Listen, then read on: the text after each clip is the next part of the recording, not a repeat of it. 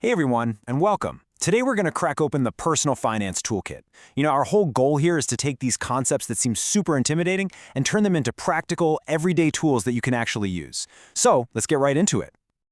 Look, if you've ever felt like you're just drowning in a sea of acronyms and jargon, you're definitely not alone. So our mission today is to cut right through all that noise. We're going to build a simple, clear framework that puts you in control of your financial future. All right, first things first. Before we can even think about building wealth, we have to protect what we have. So this first part of our toolkit, it's all about creating that safety net. These are the absolute foundational tools you need to shield yourself from life's inevitable curveballs. So let's start with a really important one, the power of attorney, or POA. A temporary POA is kind of like giving a friend your house key while you're on vacation. It's for a specific job, for a limited time.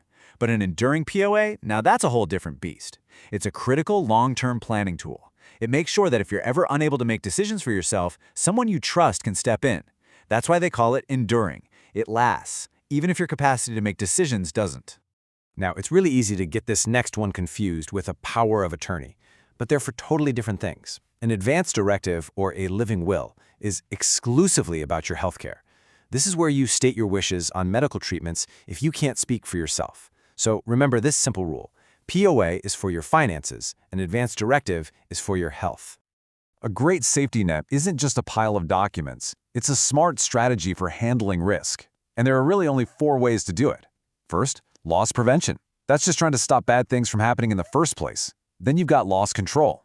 Think of an airbag. It won't stop the crash, but it'll make it a lot less severe. Loss transfer is when you pay someone else to take on the risk. That's basically what insurance is. And finally, loss retention. That's when you decide to handle some of the risk yourself, maybe by picking a higher deductible to get a lower premium. Okay, so our safety net is built and it's strong. Now for the really fun part, powering your growth engine. This section is all about the tools that are designed to make your money work for you, so you can build real, long-term wealth. In Canada, you've got 2 superstar accounts, the RRSP and the TFSA.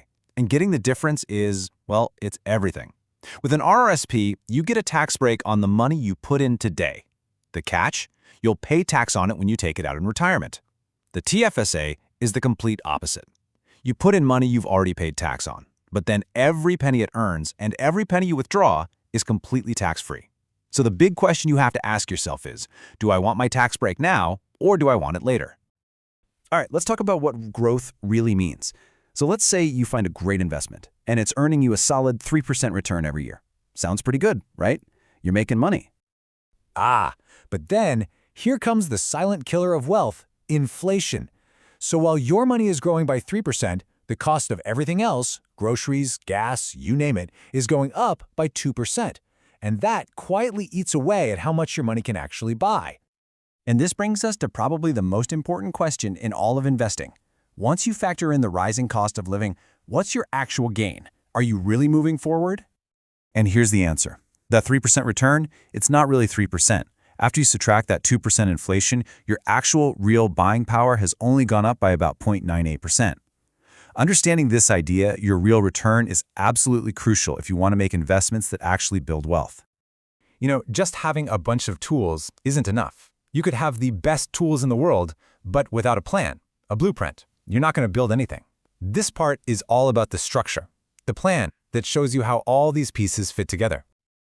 Okay, let's circle back to the power of attorney for a second, because knowing what it can't do is just as important as knowing what it can. The person you appoint does not get a blank check. They absolutely cannot change your will, and they can't just go out and take on new loans in your name unless you've given them explicit permission.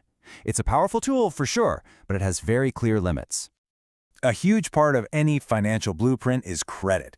And if you've ever wondered how lenders see you, well, this is it. It's called the 5 C's. Character is your reputation, your credit history. Capacity is simply your ability to pay the loan back.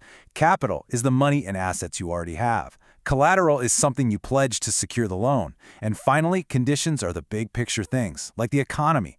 If you can master these 5 things, you'll be in great shape. So how does this all come together? We've talked about protection, we've talked about growth, and we've talked about planning. Now let's zoom out and look at the whole picture, your complete toolkit for financial health.